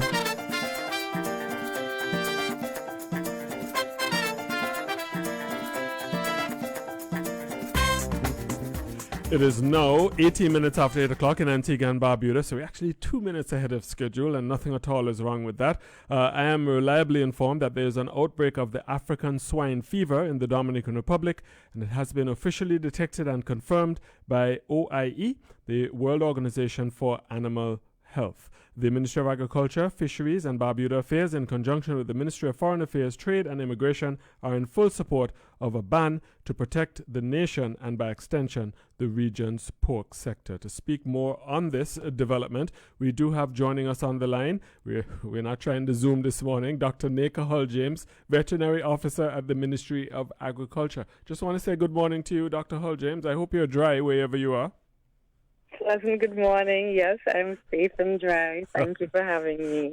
You're quite welcome. Well, I must confess, when I heard of flu, I thought it was going to be something to do with Asia, that part of the world, or that corner of the globe, shall we say, because usually that's where the epicenter of a lot of these flus are. But in this instance, this is the African swine flu. Tell us a little more on this. So the African swine fever is a highly contagious hemorrhagic viral disease which affects both domestic and wild pigs. And it is of grave concern because it can cause serious interruptions in food security, serious economic and production losses, interruption to lives and livelihoods.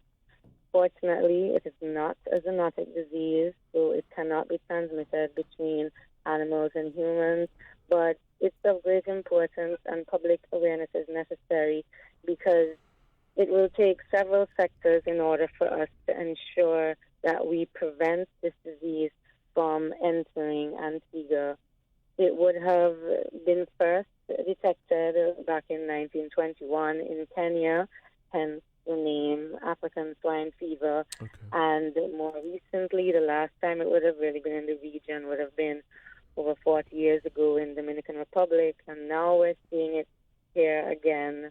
It would have been detected as recently as the 29th of July. And since then, there have been a number of emergency meetings held with the CARICOM chief veterinary officers in collaboration with CAPSA, which is another one of our regional public health agencies.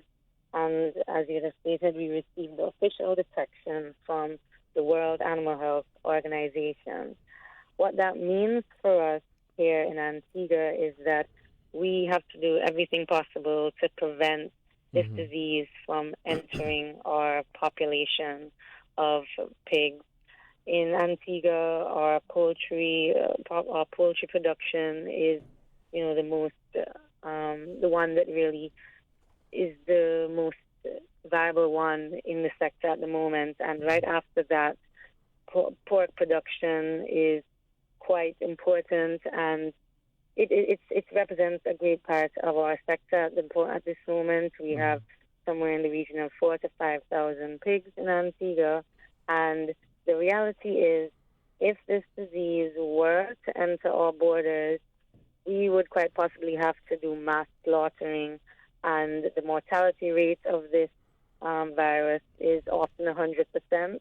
So we're looking at a situation where if the virus were to enter, most animals on the farm would die, if not all, and then a situation where in order to prevent the spread, you would possibly have to do mass slaughtering across the farms in Antigua. So it's a virus that can very easily decimate our pork population. And the other tricky part about this virus is that it's so environmentally stable.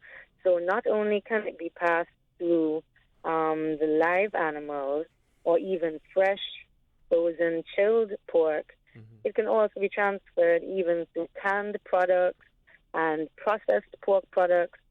So this is now where, we require the assistance of our stakeholders. You would have had a meeting yesterday, an emergency meeting would have been called by the Ministry of Agriculture with our stakeholders in the Ministry of Trade and Foreign Affairs, the Ministry of Health, Ministry of Justice, would have included Customs, the Central Board of Health Chief Inspector, to really ensure that we are all on board and we are all able to work together to ensure that this disease is not fever. Now, the other essential part of... Well, Doc, tell you what, let me ask you this. What's the difference between a swine fever and a swine flu? Because there have been swine flus around, right? Is there a substantial difference or semantics? Yes, it would be a different virus altogether. I've heard of swine flu, which would be more respiratory virus, but this one is more of a hemorrhagic viral disease. So when you're talking about the effects on the pigs itself with African swine fever, you would see animals that have a lot of red blotchiness around their ears. They may have vomiting and diarrhea. They're often very lethargic. They are often inappetent, lose a lot of weight, and so on. So in this case, we're referring to African swine fever, which is a different virus. This one is an aspervirus. It's different to that which causes swine flu. Mm-hmm. Okay, understood. And the importation of pork products. If I import, I don't know, I'm not sure how pork products are imported. If it's like the various parts of the pork, whether it be a shoulder, chop, leg, whatever the case might be, would they automatically have, if the pig has the African swine fever, would the virus be still alive even though it's been frozen and, transported? Yes, that is why it's so critical that we have to enforce this temporary ban on pork, because the virus is quite heat stable, quite environmentally resistant, and so this virus can live in not only the fresh products, not only the frozen products, but even things like salami, processed products, and so on. The virus is able to live and be transmitted through even the processed products. Mm-hmm. That's interesting indeed. All right. Thanks so much for that. So the ban is currently in effect? That is correct. Okay. So we have implemented this ban to restrict the movement of any such products coming from Dominican Republic. Additionally, we are asking that no travelers bring in, once again, any meat from the Dominican Republic, and so Customs is on board to increase the screening of travelers who will be returning from the Dominican Republic. We are also working with our farmers to ensure that they reinforce biosecurity measures at the pig farms. And so we are going to be having workshops for farmers just to remind them about the different measures that they need to put in place to ensure that they keep the virus out.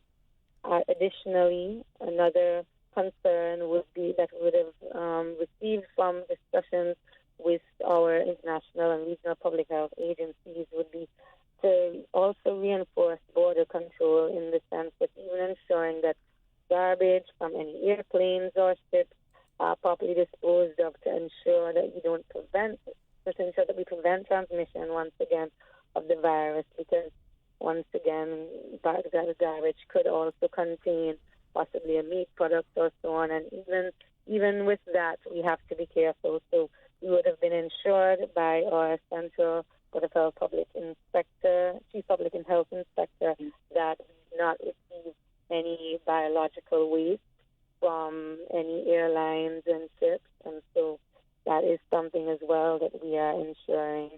And also, of course, increasing passive surveillance, enforcing, of course, African swine fever awareness, and raising awareness, as I'm doing here today, because we want persons sometimes that if they see something, say something, just be aware. Don't try to smuggle in any products. Don't make it more difficult, because what you might think is affecting only you or your family can indeed end up affecting the entire nation, because as I would have shared, this virus has a high mortality rate. It's highly transmissible, and if we did have any cases in Antigua, there's the great possibility that we would have to do mass slaughtering of all of our pigs, and that is something that we certainly do not want to have to do, because naturally that will upset food security, that will upset the lives and the livelihoods of a lot of our farmers, and so that is why we are really focusing on a preventive approach, and we're not just doing this locally, but this is something that's being done across the region, all the CARICOM chief veterinary officers are on board, and we're working together to ensure that we keep this virus out of the islands that are safe from it, and we keep it out, of course, locally, out of Antigua. I'll tell you what, we're going to continue the interview just for a few more moments. I have a couple of questions for you before we wrap up, but we do have to share some messages from our various partners. We'll do so right after this. This hour is brought to you with the kind compliments of State Insurance Company Limited. Live in a better state of COVID, mind. social distancing, mask, new norms, protocols. Yeah, I know. Sounds like a lot, right? In this climate, life could get even more stressful by facing the hurricane season without adequate insurance coverage. At State Insurance Company Limited, we care. We want you to live in a better state of mind. Get coverage with a homeowner's insurance policy. It's one less thing for you to worry about. Call us at 481-7800 or satellite branch at 481-7880. State Insurance Company Limited. Live in a better state of mind. This is Observer Radio.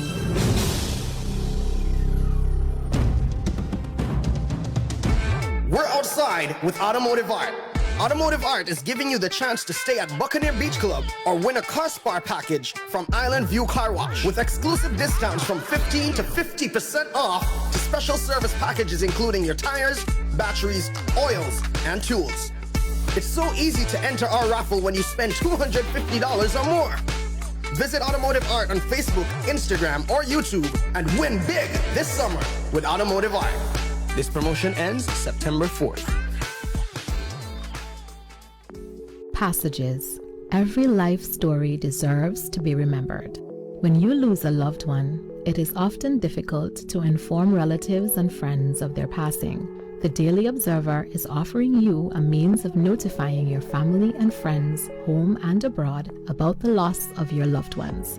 Advertise your obituaries with us, from death acknowledgements, memorial services, and remembrances to death anniversaries. Contact us at 462-3911 to make your booking. This is Observer Radio.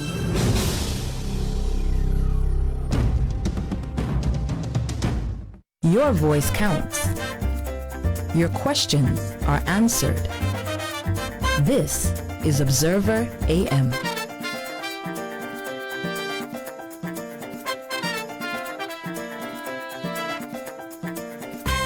It is now 8:31 in Antigua, Barbuda. We are continuing our discussion with Dr. Neka Hull-James, veterinary officer at the Ministry of Agriculture. Of course, we're speaking about the African swine fever and its presence in the Dominican Republic market that we do source some pork products from. And that's where I want to go, actually, Dr. Hull-James. Do you know what percentage of our pork imports come from the DR?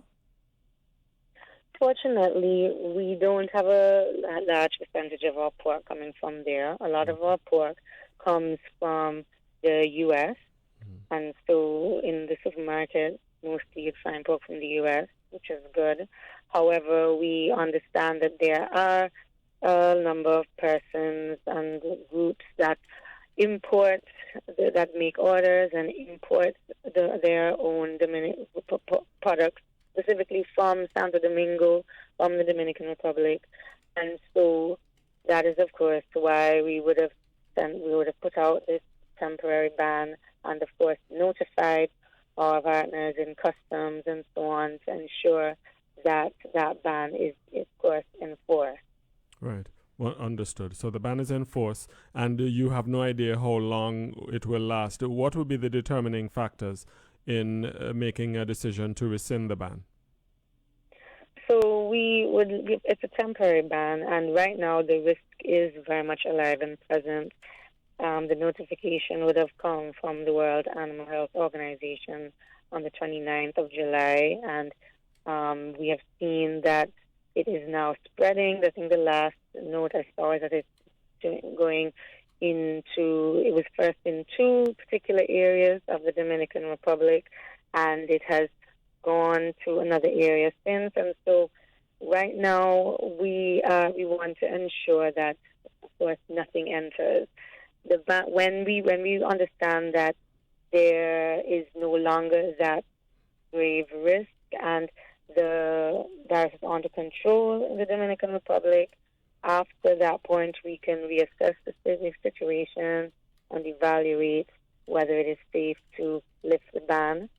However, at this point, the ban is very much in effect. Right, understood. All right, so essentially this is just by way of public information, and what implications would there be for individuals who may have pork products that are from the DR? Would the ban affect that, or it's assumed that whatever is already here would not have been infected with the ASF? So persons do not need to be too concerned because with what they have already so far, we would have had some discussions, as I said, with our Chief Public Health Inspector, and so the official information of the dates and the exact locations of where the meat would be infected in the DR would have been sent to our Chief Public Health Inspector, and so in terms of checking the supermarkets and so on, the public health inspectors will be able to do that and assess whether there are any products on shelves. However, it is highly unlikely based on how quickly we would have been able to receive the notification, and also the fact that most of our supermarkets currently do not really import from. Most of them would be utilizing the U.S. in terms of the licenses and whatnot that we get at the Veterinary and Livestock Division. Okay. Our concern is really more persons who import directly, and we understand that there are a large community of persons who import directly, and so that is where we will really be enforcing those border restrictions. So if someone violates this, they have a friend who can get through some importation from somewhere that they shouldn't, in this case the DR, and they're caught, what happens to them? What is the sanction?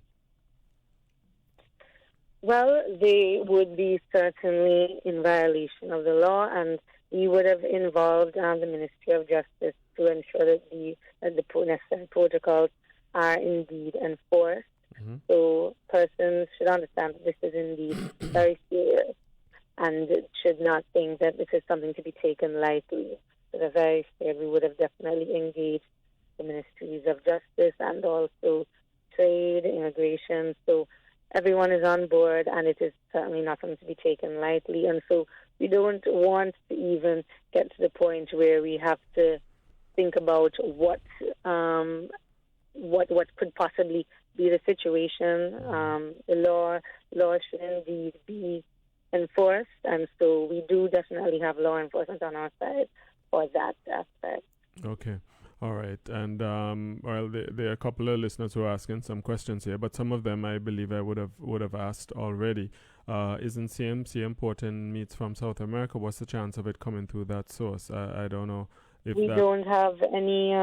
There's no current notifications of the ASF in South America, thankfully. So that concern is not really there. Also, we already do not accept pork from Brazil in particular because of other issues, other disease issues that we would have recognized in the past. Okay. And so that concern really is not there. CMC, we get the import license at the Veterinary and Livestock Division, and we review them copiously once they come in to ensure that meats are coming from places that we are approved.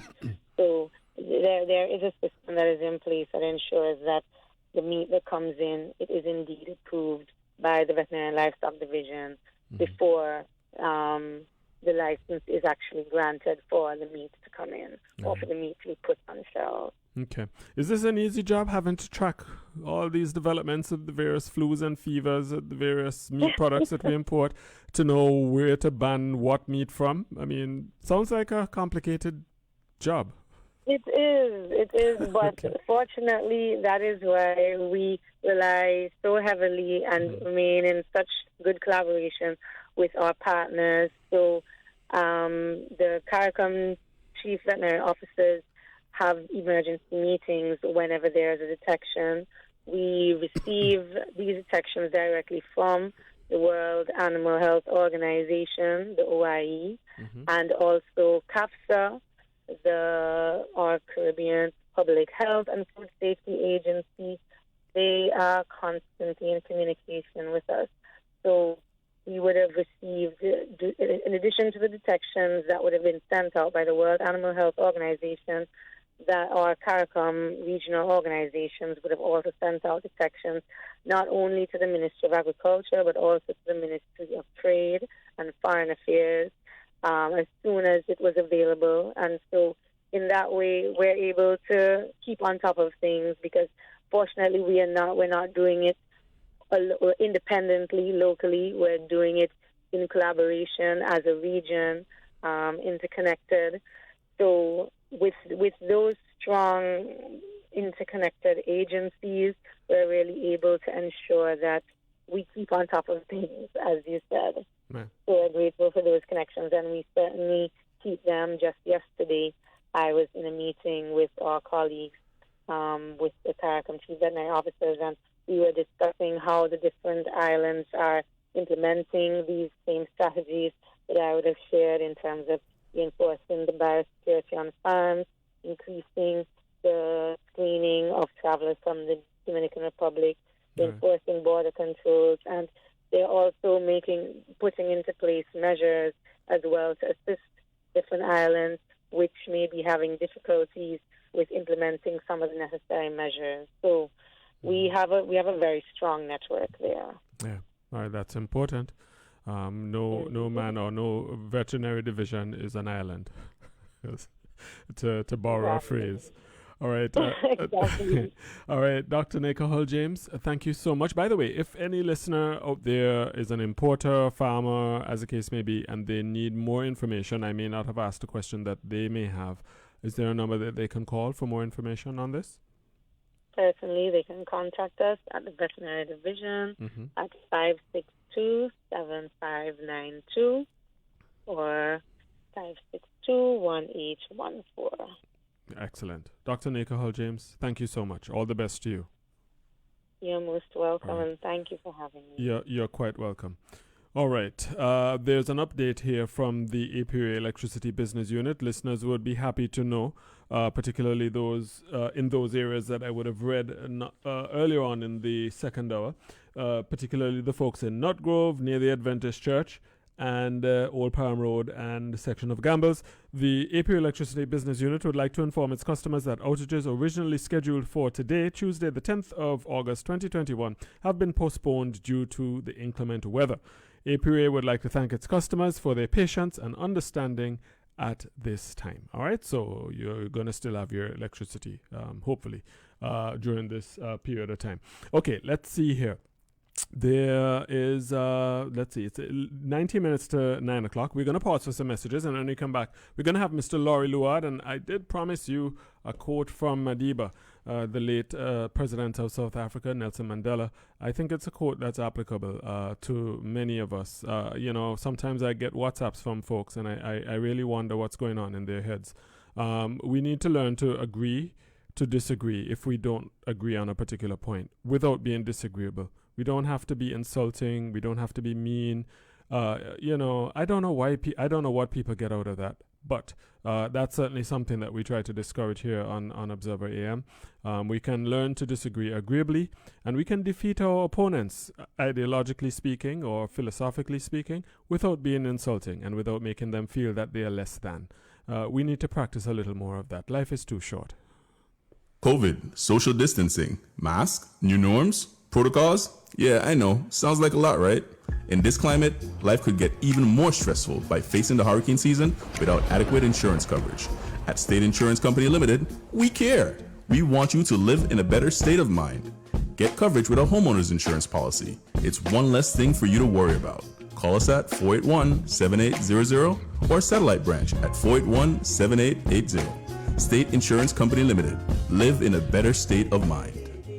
Have you heard the news? What we, the nation, have been doing against plastic pollution? Listen, turn your used PET Code 1 water and soda bottles back into new recycled bottles by taking them down to your local collection points at Epicurean Drive, Ebenezer Salt Mall, and Crab Hole Liquors, Cubs Cross. You'll get 20 cents for every transparent bottle return. Remember, no dark blue or green bottles, no cups on bottles being dropped off, no liquid in bottles, and no contaminated bottles from gutters and drains. Turn your trash into cash at the Plastic Bottle Recycling Depot. This message was brought to you by the International Union for Conservation of Nature, Regional Office for Mexico, Central America, and the Caribbean, with support from the Norwegian Agency for Development Cooperation NORAD and Cirrus Business, in collaboration with the Government of Antigua and Barbuda and the Ministry of Health, Wellness, and the Environment for a plastic-free Waste Islands project.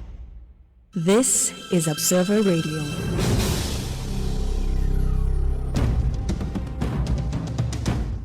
Your voice counts. Your questions are answered. This is Observer AM.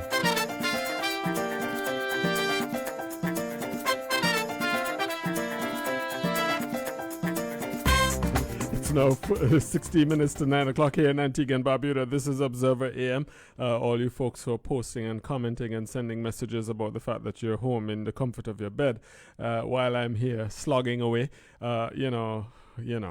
come on, be nice now. Anyway, we are going to move our discussion to an update from our friends at PDV Cab Antigua, the distribution of the Senior Citizens Utility Subsidy Program. And to speak more on this with his usual clarity and specificity is the General Manager of the said program, PDV Carib, and his name is Mr. Laurie Luard. He is a familiar voice here on Observer AM, especially at times like this. Laurie, good morning. Welcome to Observer AM. Good morning, Darren, and good morning to your listeners. Thanks for having us this morning. Yeah, you're quite welcome. All right, so there is an update or updates as it relates to the Senior Citizens Utility Subsidy Program. Well, for those who may not know or who might now be becoming eligible and may want to know, if you could just give a bit of background information, as I know you so excellently do, and then we'll get into the meat of the matter. Okay, well, the Senior Citizens Utility Subsidy Program is a program started by PDV Carib Antigua and Barbuda Limited, PDV Cab, back in March, I think, of 2008. Mm-hmm. And what we do through this program is that we offer pensioners, those pensioners who are registered already and approved already by the Social Security Board to receive a pension, whether it's a monthly pension or they would have received a one-time grant based on their qualifications. They are now eligible to participate in the Senior Citizens Utility Subsidy Program. We register new pensioners to this program every May and November. So if you're a pensioner, our next registration comes up in November.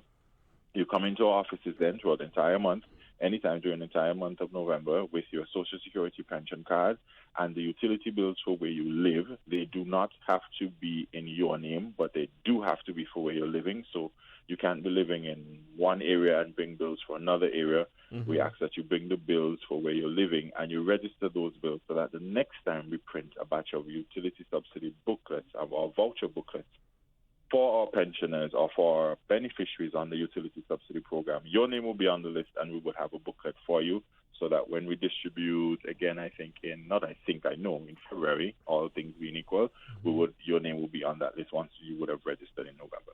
All right, excellent. So now, there is going to be a distribution taking place this month, a matter of fact, in a matter of days, and that is what you would like to discuss with the listeners this morning. Yeah, what I wanted to do, the ads are running, and I think we just about have every single radio station covered because we're trying to, and even on social media, we're trying to get the word out as much as possible. So if you're under the listening of our voices this morning, you have heard the ad or you haven't, but you're hearing the information now and you know someone who is on this program and they don't normally listen to the radio or what have you, find them and let them know that distribution starts next Monday, the 16th, and it runs for 2 weeks until Friday the 27th, and we're back at the Multipurpose Cultural Center. We'll be at the Cultural Center, which is the area with the stage, because as you know, the vaccine program is still going on at the Multipurpose Center, and we also have the uniform voucher program going on in the mini conference room, I think they call that. Right. But so we are at the Cultural Center. Like I said, that's the area with the stage. So that will be on the right-hand side when you enter the building. Mm-hmm. So once you get there and you let the security or the personnel there know that you're here to PDV, they will direct you. And we start our distribution on Monday the 16th, like I said. And, of course, as usual, we are alphabetically by surname. So on Monday, we start with all those persons with surnames beginning with the letters A and B. so that every day will be a different, different set of letters. So for those of you already on the program, the booklet that you have now, that's finishing, the schedule is in it. All right. And for those persons who are just recently registered, we would have given you a copy of the schedule with your registration receipt. But in the event that you can't find any of those things, feel free to call us here at 562-6185 or 6189, and we will give you your day and time that you can go to a multipurpose center and collect. There'll be no distribution at our offices at Long Street. You remember last time, Darren, we had a sort of hybrid situation because of the crowd control situation with the COVID protocols. Right. We had 3 months of automatic credits, and then persons came and collected the booklets from the office so that they can use it for another 3 months. Mm-hmm. But now we're back at the multipurpose center for 2 weeks, trying to keep the crowd small so that persons can collect the booklets at the multipurpose center starting next month, the 16th, with surnames beginning with A and B. For those persons with double surnames, like yourself, so if your surname is Matthew Ward, your day would be M, not W. So one person is to bear that in mind. Also wanted to let persons know that we start at 9 in the morning and we go until 4 until the last person leaves. It is not necessary to be there at first thing, and we're trying to keep the crowds as small as possible. So work with us with this, cooperate with us, and let's come throughout the day rather than trying to be there for first thing in the morning, because that normally generates a crowd, which we're trying to avoid as much as possible. So if you want to come like closer to midday or just after lunch, that will be fine as well. Normally, it's our experience that after lunch, 1, 2 o'clock, that's the times when persons are able to go in and out without having to sit and wait for any lengthy period of time. Okay, understood. And can I collect from my mother or grandmother, great aunt, as yes, the case you may can. be? Your mother being as busy as she is, she may not have the time to come and collect on her particular day, because like I said, it's a specific day for a specific person. So you would have more time than her, so she can send you. All you would need is her pension card or her booklet and your ID, because we do have to know who we are giving the vouchers to. So you need to bring valid government-issued ID so that we can know, okay, this is actually Darren Matthew. So when your mother calls and says, I didn't get my booklet, I can say, well, your son Darren collected it on this date. Indeed. You have it down to a science. All right. So well, we are trying as much as possible because we do know that even though they're pensioners, we have some very active and busy pensioners. Yes. And like we like to say, there's absolutely nothing you can do with this booklet other than pay the beneficiary's bill. So there's no need to be malicious with it. So once you have somebody who you trust, or someone who's going to collect on that same day, a church sister or neighbor or what have you, you normally a family member, because of course it's similar name, same name in some instances. So you call and you ask them to do you the favor, and they can collect on your behalf once they have valid picture ID on their person. Okay, great. Anything else that you would like to cover before we wrap? Yes, 2 things. I would like persons to know that COVID protocols will be in full effect. You must be wearing your mask correctly. You would be asked to sanitize. We ask you do not complicate matters with that. We've been doing this now for almost a year and a half. We know what's expected. So social distancing, mask wearing is a must, and properly, and you will be asked to sanitize as you enter the building. So please come prepared to cooperate with us on that front. Also, something new with these set of vouchers. Normally the vouchers, the expiration date on the vouchers ran from until the end of a particular month. Now the vouchers will be expiring on the 25th of every month, and I'll give the public the reason for that. Yes. One of the things that we've been having in discussions with APUA is that the vouchers would expire, for example, on the 31st of July, and then persons would come in on the 31st of July and drop that voucher in the checkbox. And that checkbox is not clear until the next day. But of course, the next day would be a new month. And so that creates an issue where it's now past the due date. So we're asking persons to use the vouchers by the 25th, and that would give us an APUA enough time to process those vouchers before the month ends. You do not have to wait until you receive your bill to use the voucher. Everything the cashier at APUA needs is on that voucher: your name, your address, and your account number. So what APUA is telling us that most persons, their bills are due by the 21st of the month. So by the 25th, you would have used the voucher, so we can have everything processed before the end of the month, and then we begin a new month with a new set of vouchers. So we're asking you to bear that in mind. You now have until the 25th of a particular month, which we think is more than enough time, since, as we understand, most persons' bills are due by the 21st, and especially for electricity bills, everyone wants to pay that bill on time so that they can get the 10% discount. Indeed. All right. Thank you so much, General Manager of PDV Cab, Laurie Luard. Always great engaging on these developments and updates. Thank you so much. Thank you, sir. Bye-bye. All right. Have a good day. You're quite welcome. All right. It is now 6 minutes to 9 o'clock here in Antigua Barbuda. This is Observer AM. Just before we move to wrap, just remember that the information that I would have shared with you earlier relative to APOA, it is no longer applicable because of the fact that the weather, or you can't have the folks going up on the electrical pole with this sort of weather. It's not a good idea. Let's just put it that way. So APOA is cancelled or postponed their maintenance program for today. Please be advised that the Hope Alive Foundation Summer Camp is cancelled for today. The Hope Alive Foundation Summer Camp is cancelled for today, Tuesday, the 10th of August, 2021. The cancellation is, as you might guess, due to inclement weather.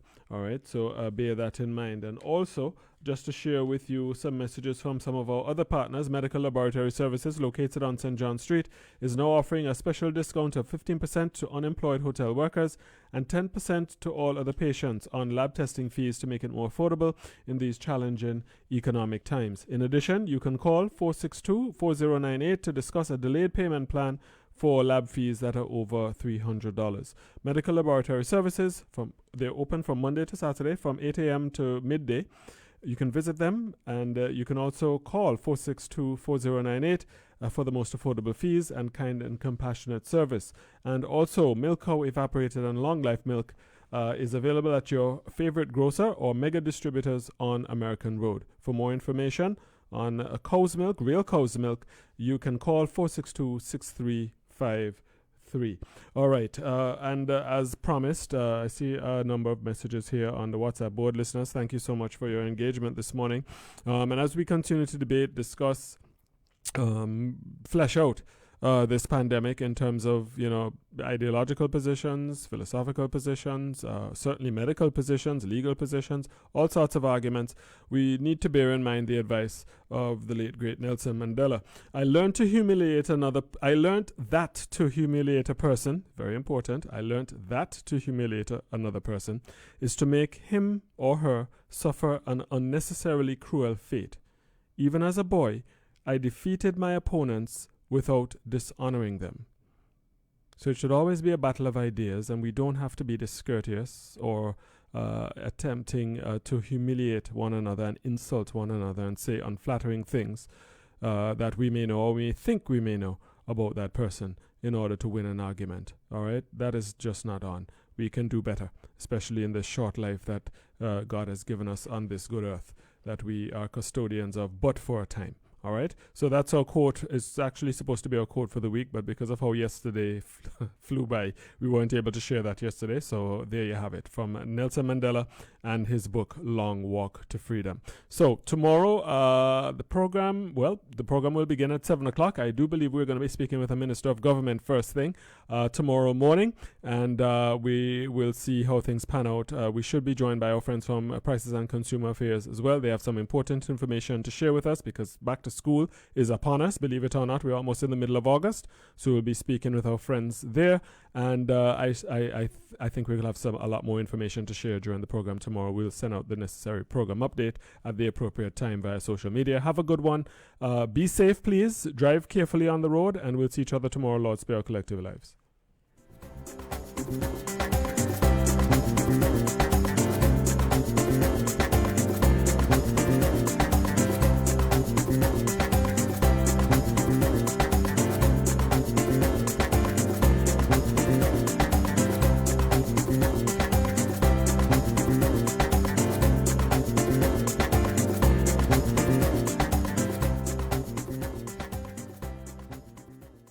Tune in to Observer AM from 7 to 9 a.m. on weekdays for the latest in news and current affairs, locally,